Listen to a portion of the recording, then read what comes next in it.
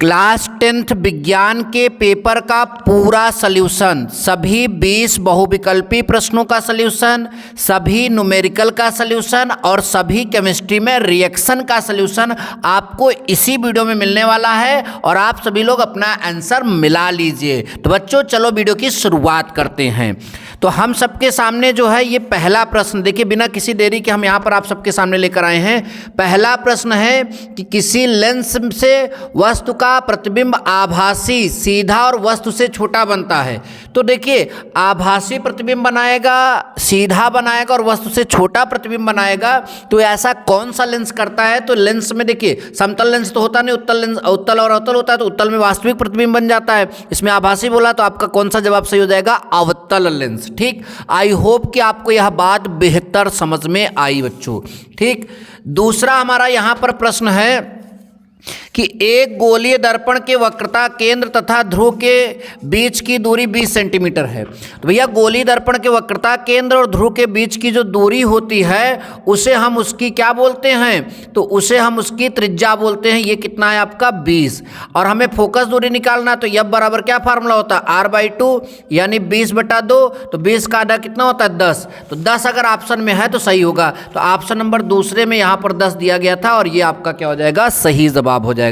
बच्चों तीसरा प्रश्न देखते हैं कि प्रकाश की किस घटना के कारण आकाश का रंग नीला दिखाई देता है। बच्चों वास्तविक रंग अगर हम आकाश का देखें तो वास्तविक रंग आकाश का काला होता है, लेकिन एक घटना होती है प्रकीर्णन के कारण, तो जिसमें नीले रंग का प्रकाश और बैगनी रंग का प्रकाश जो है वो लाल के अपेक्षा काफ़ी ज़्यादा प्रकीर्णित होता है और वही प्रकीर्णित हुआ प्रकाश, वही फैला हुआ प्रकाश हम सबके आंखों पर पड़ता है। इस वजह से हमें आकाश का रंग नीला दिखाई देता है। तो प्रकीर्णन ऑप्शन नंबर डी इस प्रश्न का सही जवाब हो जाएगा बच्चों। अगला हमारा है कि एक लेंस की क्षमता 2+2 डायोप्टर है, इसकी फोकस दूरी सेंटीमीटर में कितनी होगी? तो बच्चों लेंस की क्षमता का फार्मूला हमारे पास होता है P = 100/f, किसमें? सेंटीमीटर में। तो हमें F निकालना, तो F बराबर क्या हो जाएगा? 100/P। ध्यान दो बच्चों 100 ऊपर रहेगा ही रहेगा, नीचे फोकस क्षमता कितना दिया था? 2। तो हमने नीचे क्षमता की जगह P की जगह 2 रखा। तो अब आप 100 में 2 का भाग देंगे, कितना आ जाएगा? +50 सेंटीमीटर। आपका कोई ऑप्शन अगर होगा तो सही होगा और ये ऑप्शन नंबर ए है और ये आपका क्या बन गया? सही जवाब। तो आई होप कि बच्चों यह भी प्रश्न बहुत बहुत बेहतर आप सभी को समझ में आया।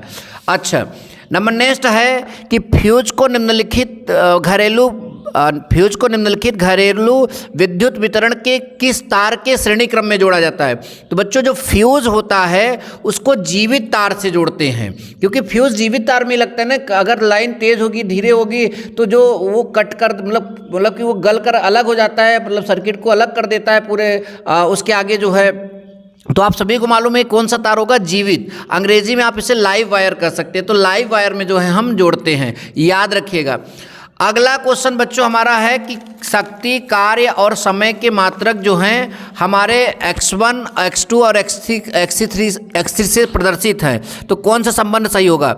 बच्चों हम लोगों का फार्मूला होता है P = W/T। तो P यानी शक्ति, शक्ति को किससे रिप्रेजेंट कर दिया भैया? x1 से। W को किससे रिप्रेजेंट कर दिया? कार्य को x2 से। और समय T को किससे रिप्रेजेंट कर दिया? x3 से। अब यहाँ हमें रिलेशन मिलाना है, कौन सा रिलेशन सही होगा? अब बच्चों इसका इसमें गुणा हो जाएगा तो x2 बराबर क्या हो जाएगा? x1 × x3।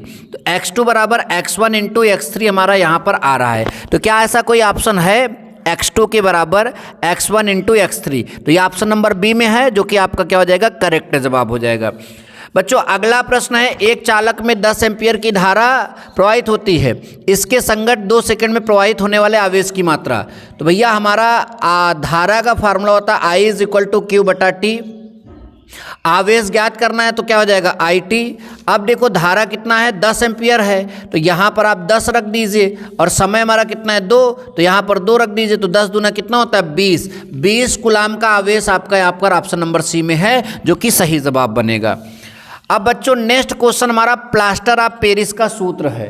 तो प्लास्टर ऑफ पेरिस बहुत सरल सूत्र है, CaSO4 into half H2O plaster of Paris का होता है, और CaSO4 इंटू 2H2O जो है जिप्सम का सूत्र होता है। तो जिप्सम का नहीं पूछा बच्चों, प्लास्टर ऑफ पेरिस का पूछा है, इसलिए CaSO4 इंटू हाफ H2O आपका सही जवाब हो जाएगा। नेक्स्ट है pH 8.5 वाला विलेन कैसा होता है? 7 से अधिक है तो क्षारीय, 7 से कम होता है तो अम्लीय, और 7 होता तो उदासीन, तो ये 7 से अधिक है इसलिए क्षारीय आपका सही हो जाएगा। बच्चों नेक्स्ट है IUPAC नाम का एक question, CH3 CS CHO CH3 यहाँ पर ये है, तो मैं इसका IUPAC नाम आप सभी को बताऊंगा, ध्यान से देखिएगा, बहुत बहुत ध्यान से देखिएगा। यहाँ से नंबरिंग कर दीजिए 1 2 3, तो ये जो है आपका पूर्व लग्न है तो 2 हो जाएगा, 2 मेथिल, क्या लिखेंगे हम 2 मेथिल, और 3 कार्बन है तो 3 कार्बन में हम क्या जोड़ते हैं प्रोप, और फिर एन जोड़ देंगे प्रोपेन, और CHO के लिए हम क्या जोड़ेंगे अल, तो ये हो जाएगा 2 मेथिल प्रोपेनल, क्या हो जाएगा 2 मेथिल प्रोपेनल।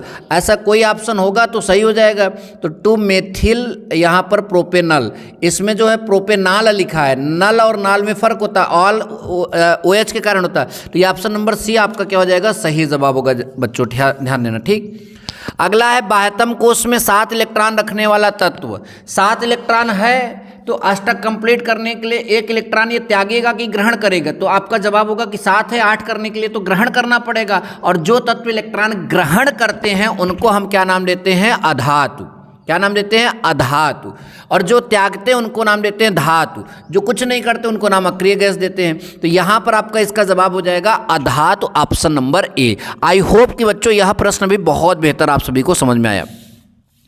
नंबर नेक्स्ट आपका है कैल्शियम नाइट्रेट का सूत्र, तो ये केवल सूत्र बोला था, कैल्शियम पर डबल बैलेंसी होती है, नाइट्रेट पर 1, तो नाइट्रेट का कैल्शियम के आगे लिखा जाए, कुल मिलाकर इसका सूत्र यही होगा CaNO3 का होल ट्वाइस। इसमें क्या समझाना है? नेक्स्ट है असंतृप्त हाइड्रोकार्बन, तो भैया असंतृप्त हाइड्रोकार्बन 2 प्रकार के होते हैं, एक एल्कीन और एक आपका एल्काइन। तो एल्कीन के लिए जो हम लोग सूत्र इस्तेमाल करते हैं, एल्कीन के लिए अगर हम बात करें तो एल्कीन के लिए सूत्र CnH2n होता है, एल्काइन के लिए CnH2n-2, इन दोनों जो है असंतृप्त हाइड्रोकार्बन के सूत्र होते हैं। ठीक, तो अब इसमें इन दोनों सूत्रों को जो भी यौगिक मतलब फॉलो कर जाएगा वो आपका असंतृप्त हाइड्रोकार्बन होगा। ध्यान दीजिए, तो n का मान यहाँ 2 रखेंगे तो 2 का 2 गुना 4, तो ये तो सूत्र को फॉलो नहीं किया, n का मान 2 रखेंगे, 2 दूना 4 में से 2 गया 2, यानी C2H2 एसिटिलीन है, जो कि आपका एल्काइन भी बोला जाता है, और ये यहाँ पर जो है ये तीनों एल्केन है और ये एल्काइन है, और एल्काइन कैसा होता है असंतृप्त हाइड्रोकार्बन होता है, आप सभी को मालूम होना चाहिए। तो बच्चों आप सभी को यह भी बहुत बेहतर समझ में आया। नंबर नेक्स्ट है रक्त दाब नापा जाता है, रक्त दाब जो है नापा जाता है किससे नापा जाता है, ये वाला ध्यान दीजिए, स्फाइग्मोमैनोमीटर से जो है, स्फाइग्मोमैनोमीटर से जो है रक्त दाब को हम मापते हैं, ये बात ध्यान दीजिएगा। माइक्रोमीटर से दूरी नापी जाती है, माइक्रोस्कोप से जो है आपको कोई चीज़ निकट की वस्तु को देखते हैं तो ये आपको पता है, तो इससे जो है हम लोग रक्त दाब नापते हैं। ठीक, अच्छा अगला है निम्नलिखित में से कौन सा पादप हार्मोन है? थायरॉक्सिन तो मतलब हम लोगों के उसमें होता है इंसुलिन और एस्ट्रोजन, ये साइटोकाइनिन जो है ये पादप हार्मोन है, साइटोकाइनिन जो है पादप हार्मोन है।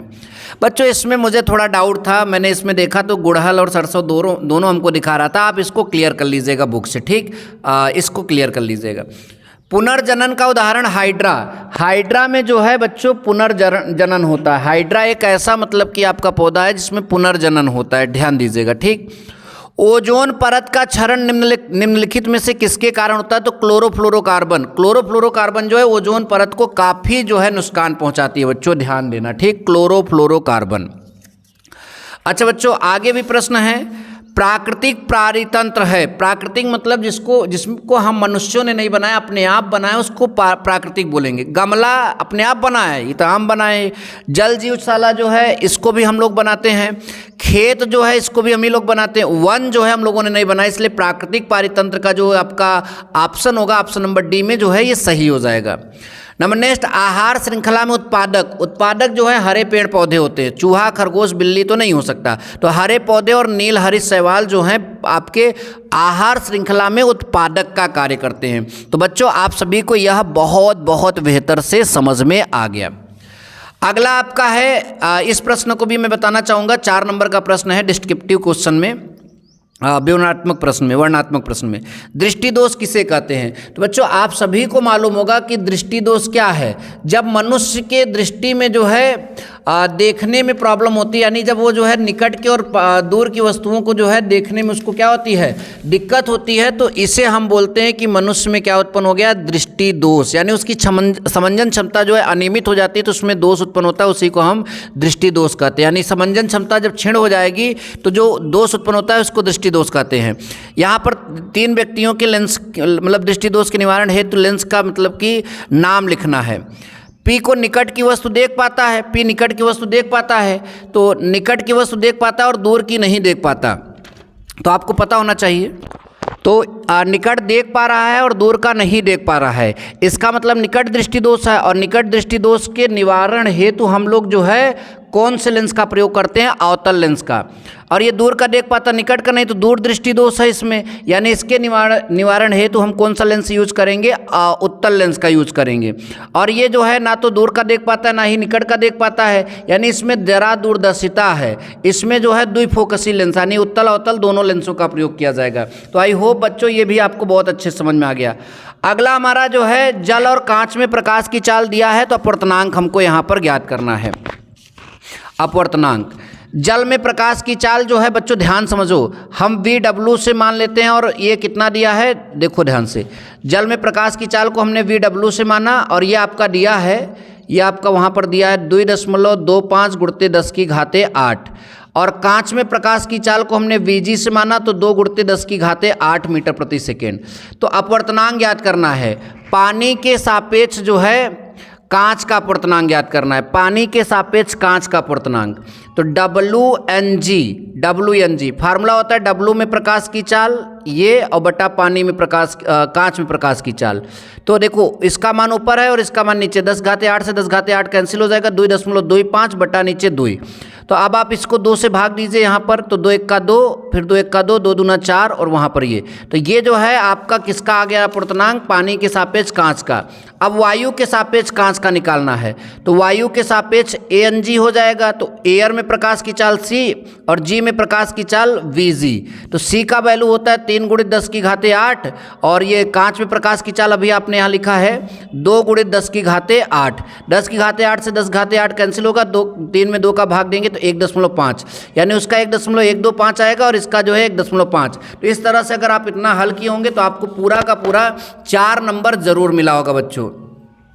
अगला है निम्नलिखित चालक का प्रतिरोध किन किन बातों पर निर्भर करता है, थ्योरेटिकल क्वेश्चन था।